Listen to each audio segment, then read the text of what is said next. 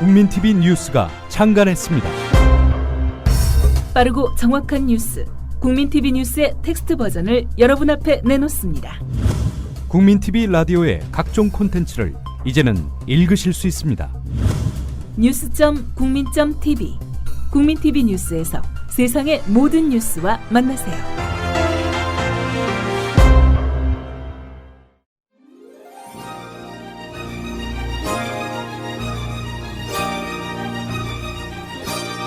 한국일보 서화숙 선임기자와 만나세요. 그의 논지는 정직하고 행간에는 따뜻함이 묻어 있습니다. 서화숙 3분 칼럼. 안녕하세요. 서화숙입니다. 국정원 정치 개입과 그 사실을 밝혀내고도 은폐한 혐의로 지난 금요일에 열린 국회 국정조사에 나온 원세훈 전 국정원장과 김용판 전 서울경찰청장은 새누리당 국회의원들의 비호 속에서도 폭탄 발언을 몇 건 했습니다. 아무리 감추려고 해도 사실은 불쑥불쑥 튀어나오게 마련이니까요. 원세훈 전 국정원장은 이날 국정조사에서 이명박 전 대통령과 정기적인 독대를 계속해왔다는 것을 밝혔고 12월 13일 박근혜 캠프의 권영세 종합상황실장과 통화를 해서 남북정상회담 대화록 공개를 상의했다고 밝혔습니다.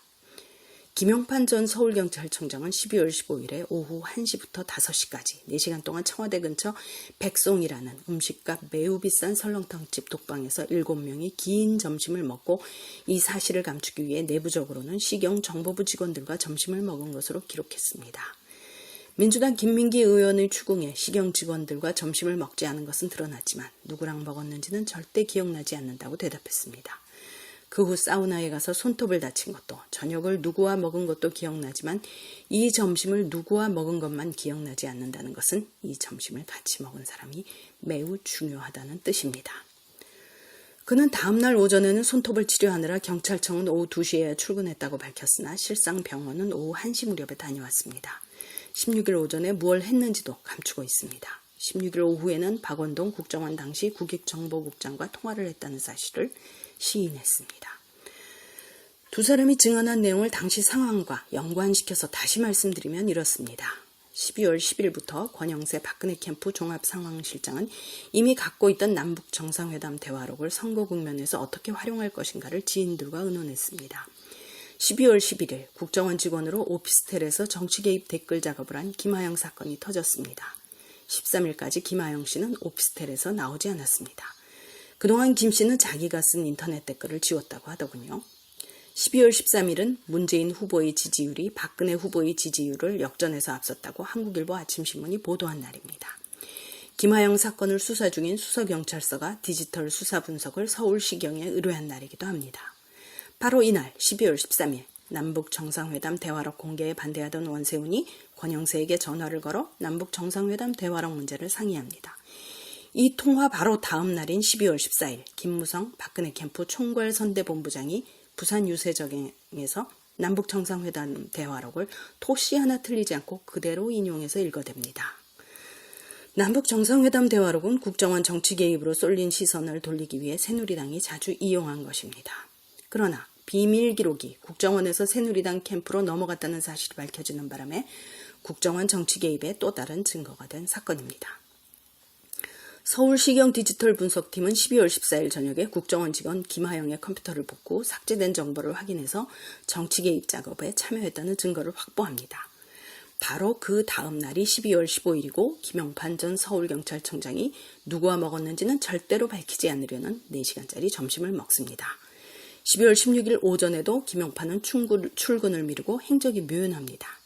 이날 점심에 김무성 박근혜 캠프 총괄선대본부장은 기자들과 점심을 먹으면서 댓글에 문제점이 없다고 발언합니다. 이어 이날 오후에 김용판은 박원동 국정원 국익정보국장과 통화를 합니다. 김용판이 박원동과 통화한 시간은 15일 점심을 누구와 같이 먹었는지와 마찬가지로 알 수 없다고 했습니다. 이 시간도 아마 매우 중요한 것인 모양입니다. 왜냐하면 이날 저녁은 전국에 생중계되는 박근혜 문재인 후보 둘만의 TV토론이 오후 8시부터 예정돼 있고 그 토론에서 국정원 직원의 정치 개입 문제는 초미의 관심사이기 때문입니다. 게다가 서울시경 디지털 분석팀 CCTV 녹화 필름을 보면 바로 이 토론의 시작 20분을 앞두고 분석관들끼리 15분이면 끝난다, 보고하고 있다는 대화를 나누고 있습니다. 누구에게 보고했느냐, 그 보고가 어디로 넘어갔느냐가 김영판, 박원동의 통화 시간대에 따라 명확해집니다. 그리고 바로 이 토론에서 박근혜 후보는 인터넷 댓글은 나오지 않았으며 이것은 연약한 여성을 감금한 인권유린 사건이라고 문재인 후보를 공격합니다. 사건을 조작해서 민주당이 여론을 호도하려 했다고 공격을 합니다. 이어 밤 10시 50분에 서울경찰청이 정치적인 댓글은 없었다는 중간 수사 결과를 발표합니다. 이 사건으로 박근혜 후보의 지지율이 다시 올라갑니다. 대선 최종 결과는 박근혜 대 문재인이 51.6% 대 48%였습니다. 국정원 댓글 조작이 드러난 후 여론조사를 해보니 박근혜 후보를 찍은 유권자의 29%가 이 사건에 영향을 받았다고 했습니다. 만일 진상이 정확히 밝혀졌더라면 박근혜 후보의 지지율 56.5%는 그중 29%가 빠진 36.7%였을지도 모릅니다. 그러니 국정원이 정치 개입하고 경찰이 이 사실을 은폐한 것은 민심을 완전히 왜곡한, 절대로 있어서는 안 되었던 일입니다.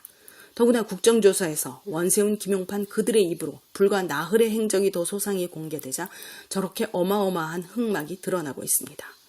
국정원과 경찰이 특정 정당과 야합해서 진실을 덮으려는 일이 민주국가에서 있을 수 있는 일입니까? 그리고 그걸 비호하겠다는 새누리당 의원들은 정말 국회의원들이 맞습니까? 앞으로 할 일은 명확합니다. 우선 15일 백송에서 김용판 전 서울경찰청장과 점심 먹은 이들을 낱낱이 밝혀야 합니다. 그가 16일 누구와 만났는지도 밝혀야 합니다. 그리고 원세훈, 김용판이 국정조사에서 밝힌 나흘 일정에 나온 두 사람, 권영세 현 주중대사와 김무성 새누리당 국회의원이 국정조사에 나와야 합니다. 남북정상회담 대화록은 어디서 얻었는지 두 사람 입으로 밝히기 바랍니다. 정치인들이 고위공무원과 야합하여 민주주의를 유린한 것을 그대로 둔다면 이 나라가 민주공화국이라 할 수 있습니까? 서화숙이었습니다.